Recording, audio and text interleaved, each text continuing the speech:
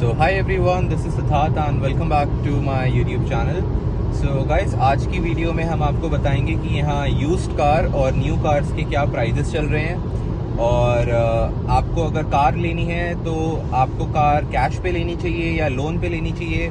अगर यहाँ आप एज अ स्टूडेंट आए हैं तो आपके लिए कौन सी बेस्ट स्टार्टर कार होगी, और इन केस आपकी स्टडीज़ कंप्लीट हो गई है और आपकी जॉब लगी है तो यहाँ काफ़ी जॉब्स में भी कार की रिक्वायरमेंट होती है, लाइक इट इज़ मैंडेटरी। तो हम उसके हिसाब से भी बताते हैं आपको कि अगर आपकी जॉब लग गई है तो आपको कौन सी बेसिक स्टार्टिंग कार लेनी चाहिए जो आपका सही काम निकल जाए। तो इस व्लॉग को स्टार्ट करते हैं। सबसे पहले हम जा रहे हैं डीलरशिप पे, वहाँ हम आपको 2-4 गाड़ियाँ दिखाएंगे एंड देन उसके बाद हम हर चीज़ पे अलग से इंडिविजुअली इन टॉपिक्स पे बात करेंगे। So let's start with this vlog. So guys, इस वीडियो में हम कार बाय करने को बिल्कुल प्रमोट नहीं कर रहे हैं। इस वीडियो में हम यही बता रहे हैं कि अगर कार आपकी एक नेसेसिटी है, लाइक आपको चाहिए, लेनी है, उसके बिना आपका गुजारा नहीं है यहाँ पे, तभी आप कार खरीदो। अदरवाइज अगर आप पब्लिक ट्रांजिट या मेट्रो से अपना काम निकाल सकते हो तो you don't need to buy a car, because car के साथ बहुत मेजर एक्सपेंसेस भी आते हैं। आपका I think monthly around 800 to $1000 तक का खर्चा भी बैठेगा। सो आप अगर स्टूडेंट हो तो नई कार तो आपको वैसे भी नहीं लेनी चाहिए। तो इस वीडियो में हम यही बताएंगे कि कार अगर आपकी नेसेसिटी है, only then you go for a car. और अगर आप स्टूडेंट हैं तो आप एक यूज्ड कार ले सकते हैं। उसके मैं प्राइसेस अभी बताता हूँ आपको कि कितने में आपको क्या मिल सकता है और क्या आपके लिए एक अच्छी डील रहेगी। जैसे फॉर एग्जाम्पल मैं हूँ तो मेरे ऑफिस जाने के लिए मुझे कार मस्ट है, बिकॉज उस एरिया में जहाँ मेरा ऑफिस है वहाँ बस अवेलेबिलिटी नहीं है, सो पब्लिक ट्रांजिट नहीं है, मेट्रो नहीं है, तो वहाँ जाने का ओनली जो वे है वो है अपनी कार से जाना। इसलिए जॉब में भी कार की एक मैंडेटरी रिक्वायरमेंट है। तो इसलिए मेरे लिए ज़रूरी है कि मेरे पास एक कार हो। मगर आप अगर अपनी स्टडीज़ कंप्लीट कर रहे हैं और अगर आपकी जॉब ऐसी जगह लगी है जहां आप बस से इजीली कम्यूट कर सकते हो या फिर आप मेट्रो से इजीली कम्यूट कर सकते हो, then I think you should go for a car. तो आपके लिए यही डिसीजन बढ़िया रहेगा। तो आप अपना इंडिविजुअल केस अपने हिसाब से इवैल्यूएट करो कि आपकी कार की रिक्वायरमेंट है आपको या नहीं है, and only then you plan for buying car.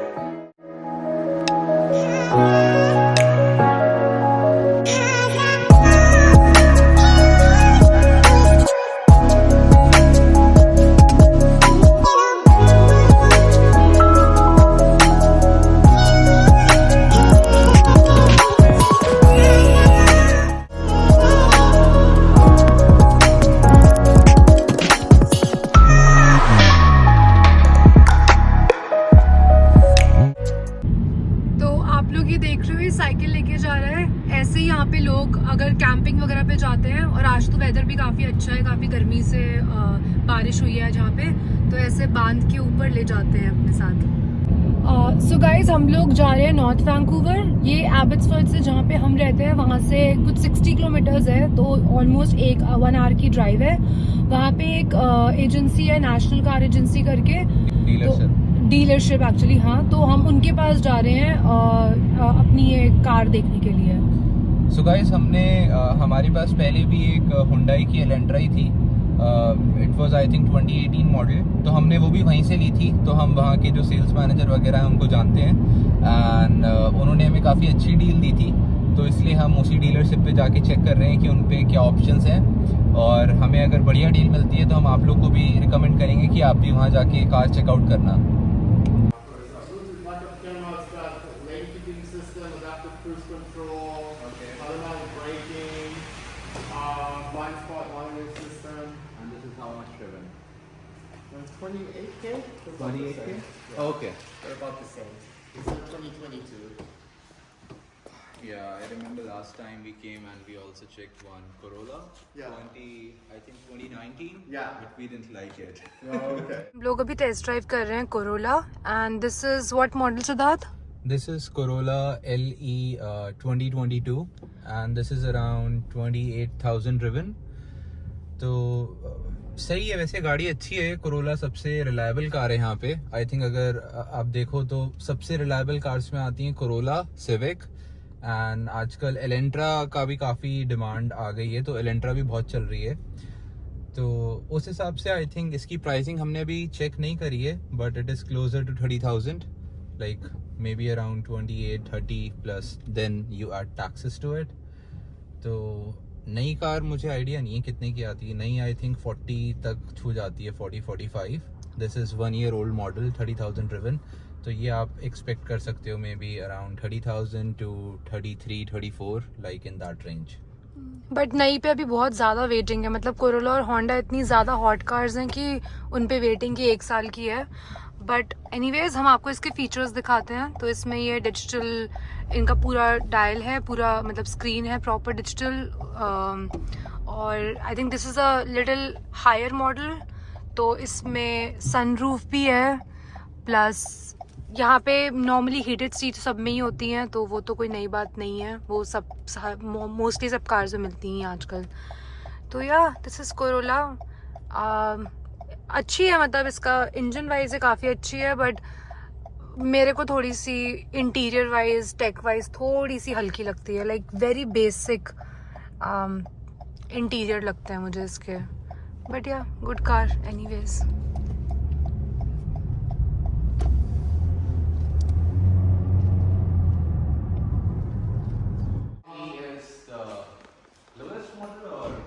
Well, SE is the hatchback. LE is the mode पे ही है, इको मोड पे भी स्मूथ है, स्पोर्ट्स मोड पे तो डाल ही नहीं।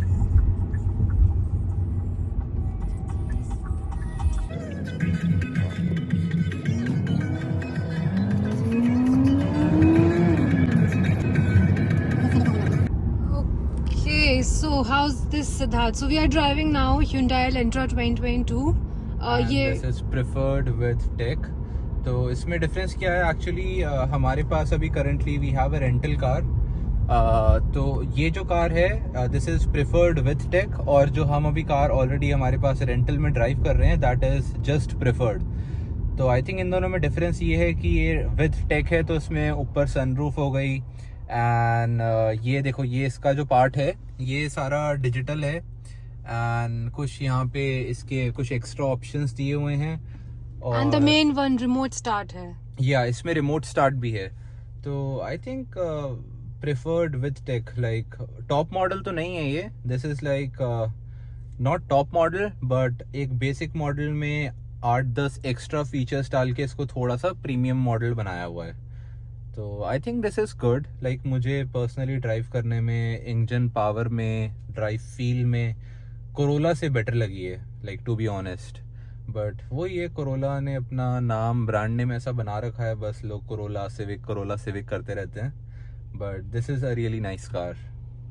और इसका कलर क्या, कौन सा कलर है इसका? ये एक्चुअली आजकल बहुत इन कलर है, I am not very sure. हम प्रॉब्ली चेक करके डाल देंगे, वीडियो में डाल देंगे कौन सा आपको कलर दिखा है। देंगे, आप हमें कमेंट्स में बताना कि ये क्या कलर है, हम बहुत श्योर नहीं बट है। This is a nice colour. और इसमें एक नई चीज है, मतलब मुझे नहीं पता ये बहुत ज्यादा कॉमन है कि नहीं है, बट मैंने ये नए मॉडल्स में ही देखी है कि आप इसमें अपना जो टेम्परेचर है पैसेंजर का और ड्राइवर का वो चेंज कर सकते हो।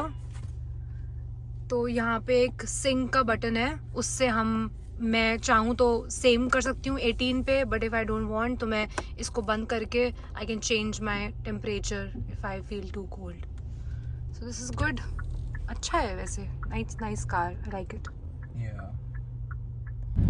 और एक और चीज़ मुझे लगती है कि आपके ऊपर डिपेंड करता है आपको क्या लेनी है। आपको मार्केट वैल्यू के हिसाब से कार लेनी है, मतलब कि कोरोला की रिलायबिलिटी बहुत ज़्यादा है तो लोग काफ़ी वो भी प्रेफर करते हैं। बट इन आर केस हम ऐसा फील करते हैं कि अगर हम ये कार ले रहे हैं तो हमें नहीं पता कि हम इसको कितने टाइम रखेंगे भी अपने पास। तो आपको जितने टाइम रखनी है उस हिसाब से आप कार, अगर आपको पूरे टाइम लाइफ लॉन्ग कोरोला ही चलानी है तो आप शायद ऐसी कार लो जिसमें रीसेल ज़्यादा हो।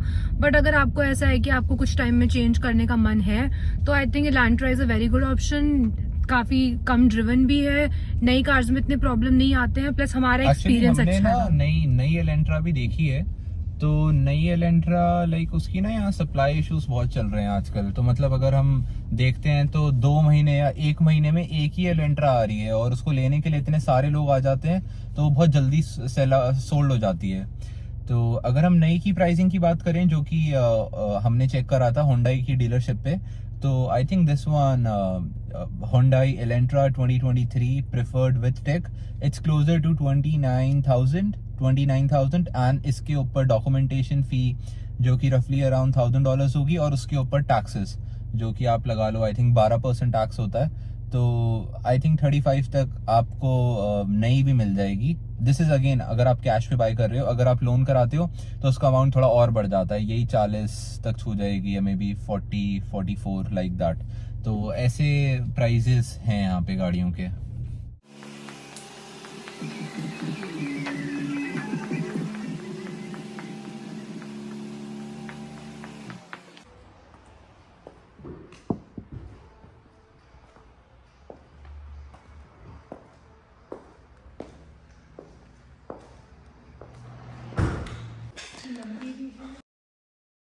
सिद्धार्थ, तुमने अब 2 कार्स ड्राइव करी हैं। तुमने Corolla which is like the car जिसकी रीसेल बहुत अच्छी है, और एलेंट्रा। तो तुम्हें कौन सी अच्छी लगी? Which one would you prefer now? I think अगर प्राइसिंग सेम है तो सिर्फ लोग रिलायबिलिटी के लिए कोरोला लेते हैं कि उसकी रीसेल बहुत अच्छी है। बट अगर मैं पर्सनली ड्राइव में फील की बात करूं एंड वैसे बात करूं कि मुझे पर्सनली कौन सी अच्छी लग रही है अंदर फीचर से, तो मुझे एलेंट्रा थोड़ा ज़्यादा पसंद आई। लाइक इसके लुक्स थोड़े क्लासी हैं, अंदर फीचर्स थोड़े से प्रीमियम से लगे मुझे। और मुझे नहीं पता इन दोनों का सेम इंजन है या नहीं, बट मुझे एलेंट्रा का थोड़ा सा पावरफुल लगा इंजन। लाइक पिकअप वगैरह काफ़ी स्मूथ है कंपेयर टू कोरोला। हमारा आज का जो टूर था वो ऑलमोस्ट डन हो चुका है। हमने गाड़ियाँ देख ली, हमने एलेंट्रा देखी, हमने कोरोला देखी, और हमें पर्सनली एलेंट्रा ही पसंद आई। उसका कलर अच्छा लगा, देन मॉडल अच्छा लगा। प्राइसिंग आई थिंक हम ऑलरेडी बता चुके हैं आपको। आई थिंक विद टैक्सेस ये गाड़ी ऑलमोस्ट अराउंड 30-35 के बीच में पड़ती है। हम कोशिश करेंगे कि हम अपनी गाड़ी जो है ये लोन पे ना लें, हम फुल कैश पेमेंट पे लेंगे कार। और हम यही रिकमेंड करते हैं कि आप भी अगर कार ले रहे हो तो कोशिश करो कि आप कैश पे ही लो। नॉट नेसेसरी कि बहुत महंगी गाड़ी लेनी है। आप फर्स्ट टाइम कार ले रहे हो, मे बी $10,000 तक का अपना बजट प्लान करो एंड उसके अंदर आप पुराना मॉडल ले सकते हो, कोरोला का, सिविक का, एलेंट्रा का। और अगर आपको क्रूज लेनी है, शेवरले की क्रूज भी ठीक है।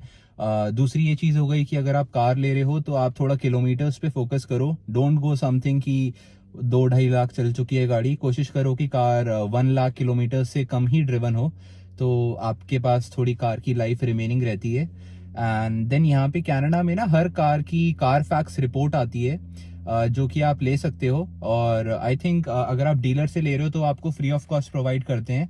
अगर आप अलग से लो तो आई थिंक इट्स उसका कुछ चार्ज होता है। I need to check that, तो मैं बता दूंगा चेक करके कितना अमाउंट होता है वो। आई थिंक तो $40 के अराउंड होता है। This is what I know, $40-50। हाँ, बट हम डाल देंगे एग्जैक्ट में सब मेंशन्ड होता है कि कार का कोई एक्सीडेंट हुआ है, कार की कब सर्विस हुई है, क्या क्या उसमें चेंज हुआ है।